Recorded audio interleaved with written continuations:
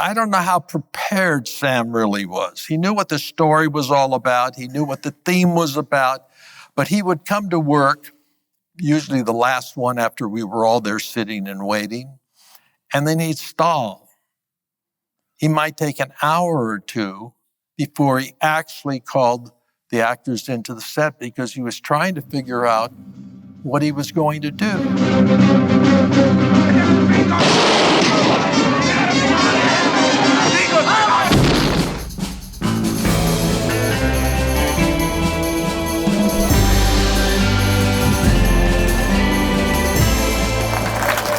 Hi, I'm Rob Warren. Welcome to A Word on Westerns. And we have some excitement for you today because we're talking about exciting movies. One of them is the Bible. Well, we call it the Bible. It's The Wild Bunch. And we have the assistant director of that film, Howard Kazanjian. Well, that name, you probably saw it in the credits of Raiders of the Lost Ark and the Clint Eastwood The Rookie. But we really want to know about Bloody Sam Peckinpah, so Howard's going to tell us about it. Come on in, Howard. How was that? That was good. Okay, have a seat. Thank you. Nice to see you, sir. Nice to be here. Well, I also forgot to mention that he is quite the author. He and Chris Ince have come out with several books together about the movies. They did one on Roy and Dale, Hollywood's Golden Couple. They did one on Republic Studios, but they've just come out with one called The Straight Lady. And they're talking about Margaret Dumont. And that's a terrific book, too. So, Howard, go out and buy those books. You'll love them. And also, you're going to love Howard. He's an interesting man. What do you know about the Wild Bunch that none of us know? Well, I can tell you many stories. But first, I'd like to say, think back to 1968. We didn't have telephones. We didn't have cell phones. We didn't have faxes. We didn't have the internet. We were in Torreon and Paras, a little motel with an office about the size of 2 telephone booths. There was a telephone there that if I wanted to use the hotel telephone, I had to make an appointment. And usually the time they gave me, we were out on the set. It was a time, think about it, Martin Luther King was killed. LBJ and the war, Vietnam. And here we were like a military being sent to Mexico. It was not the type of Mexico, it was not the accommodations of what one would think they have today. That's where I wanted to start. I want to put you in that position. I'm thirsty already. But from what I understand, there was a lot of drinking going on. How was that to deal with as an assistant director, wanting people when you needed them, and were they always prompt and always there? Yes, you know, I've heard since that there was a lot of drinking going on, but it wasn't during the day. It wasn't on the set. It was in the evening. It was many of the crew and actors going out to the local bars and drinking and getting drunk. And I think it was part of their celebration from the difficult days of shooting in Mexico, hot weather, difficult situations. You know, we had huge cameras, huge lights. It wasn't as easy as it is today.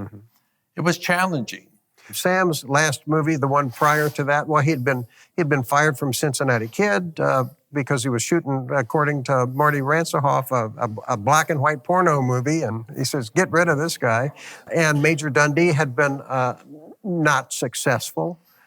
And here he is in Mexico with, it sounds like complete freedom because nobody can get to him. How were you brought into the fold with that?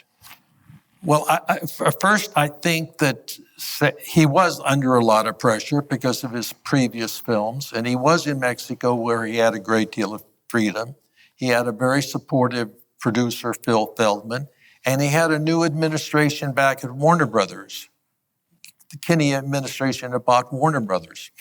So those were the challenges. Sam was a difficult person, as I'm sure many before me have talked about, but I think he was under a great deal of pressure. And I think that people didn't treat him as perhaps they should have. Sam was difficult. Sam was very difficult to me. He would say, he would be on the set and he'd kind of talk through his teeth and he'd say, Howard, and I'd show up and it'd say, when we were here scouting, now I hadn't been to many of those locations scouting, I told you that I wanted this area greened in. And I had learned by that time to say, coming in. Because you couldn't defend yourself. You couldn't say, no, I've never been here, Sam. Or you'd be gone. Or you didn't tell me that. And talking about that, I was the only one in production that didn't get the boot. The first assistant director was fired. Everybody was fired. There was 70% of the crew was fired for one reason or another. And I never knew if it was Sam giving the orders or Bill Farella, who was the production guy, or even Phil Feldman. But the change kept coming, and it was challenging. We better not get rid of anybody. We're going to stick together just like it used to be. When you side with a man, you stay with him. And if you can't do that, you're like some animal. You're finished. What is the job of an assistant director?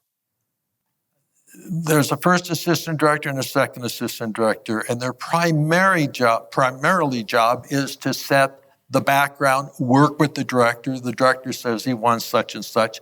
But prior to even shooting, the assistant director would schedule, break down, usually create the budget, break down the schedule, work with the director on the schedule, how you're going to shoot, and make sure that cars and horses and trucks and all of that were available for the next day's shooting.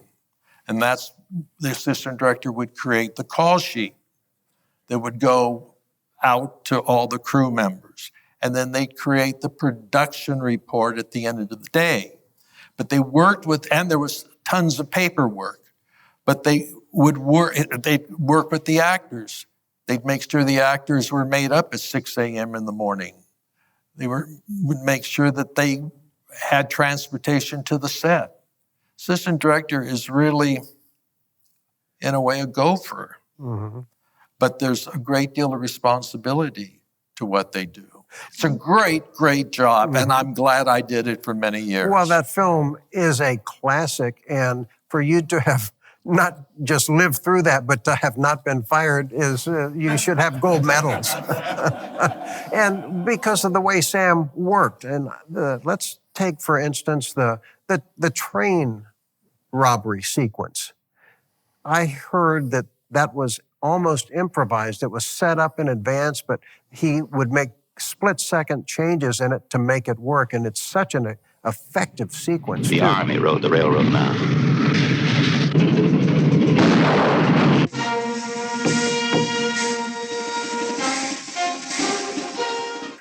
How difficult is that for everybody?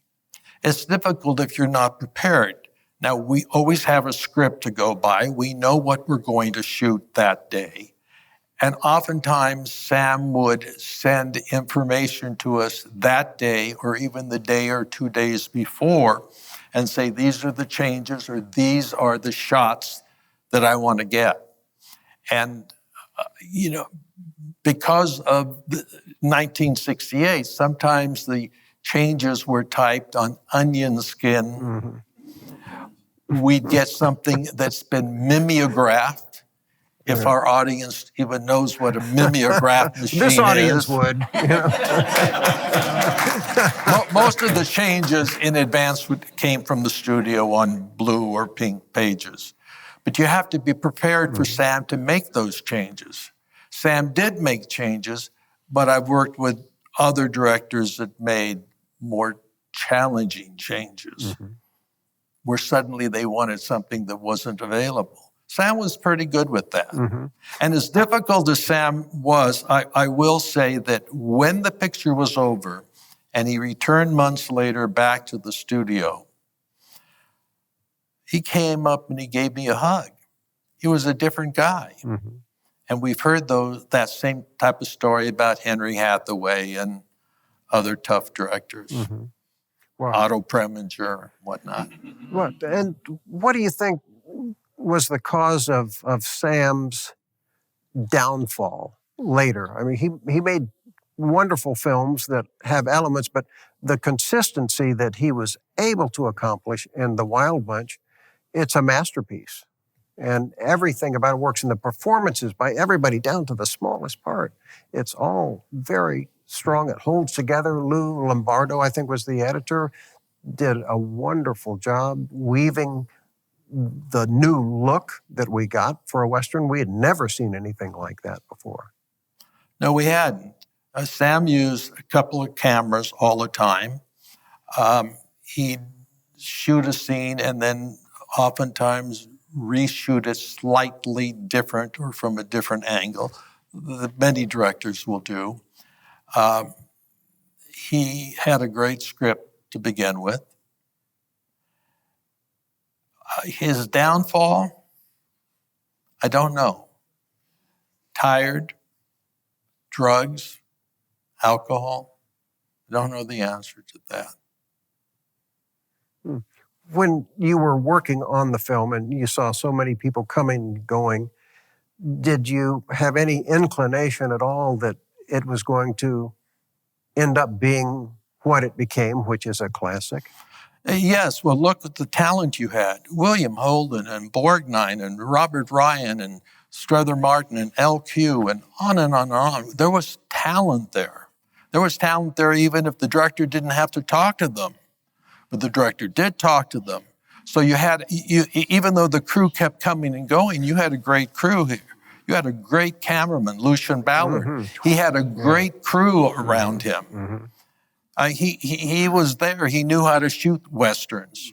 And Sam knew how to shoot Westerns. And I think Sam, I don't know how prepared Sam really was. He knew what the story was all about. He knew what the theme was about. But he would come to work, usually the last one after we were all there sitting and waiting, and then he'd stall. He might take an hour or two before he actually called the actors into the set because he was trying to figure out what he was going to do. Case in point, one day we're shooting in the steam room, if you remember that scene.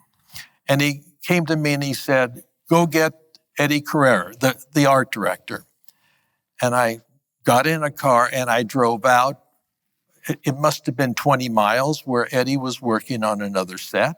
He said, Eddie, Sam wants you. We both drove back in different cars. And Eddie said, Sam, what is it you want? And there was a table about this size. And he said, I want this moved from this wall to that wall. And that was about 8 feet, if that. But it gave Sam time to figure out how he was going to shoot that shot. Mm-hmm. And I could tell you 25 stories exactly like that, where Sam stalled. He took time, let's put it that way, time to figure out how he was going to shoot a scene with his actors and placement of his cameras. Boy, he was a genius at the way he had everything moving. And that scene, that's the scene in the steam room where Warren's going to get married. I want you to meet my fiancée. Right. Yeah, the Gorch brothers, here they come. Yeah. That was a wild sequence to film, too. It looked like there's probably a lot of outtakes on that, wouldn't there be? Yeah, Sam did a lot of coverage, and there was a very small room. Mm-hmm. I mean, you couldn't move the walls. Had to move that table 8 feet. That's right. in a 10 by 10 room. Made out of mud, bricks, with a low ceiling. Well, did you come across Sam later in your career as you were rising up into your own productions? Did you see Sam later? Never saw Sam other than that one last time at Warner Brothers. Mm-hmm. I did do an insert shot with him on The Wild Bunch months later with a horse and a leg. What was that? Well, I don't know if it was ever used, but there was a scene, Edmund O'Brien was shot in the leg. And then when we saw him again, Sam said, "Whoa, it's the other leg." And I made the mistake, and I went to the script supervisor, who was my roommate at the time, Creighton Smith, and I said, which leg is it? I'm sure he was shot in the right leg. And Sam, and he was smart enough to stay away and not even answer. But if you look at the movie, he's shot in one leg, and he appears at the very end when he meets with Robert Ryan again. And the other leg is bandaged, but that was Sam. You know, Sam would say, again, I learned, Sam says, we're out with the bounty hunters, and they have pack mules, and we shoot the shot, and he comes over to me and he says, "You had one too many horses." And I went to Tony the wrangler, and I said, how many pack horses have we been using? Tony says 5. Sam says 4. Well, the answer is 4. But I told Tony always to have 5 horses there, because you never knew if Sam was going to ask for 5. That's the job of the assistant director. Oh, man. It's a job nobody would want. You're 25 years old, and you're a go-getter. You know, with all those big stars, too. How exciting was that for you? It was. Yeah. It was.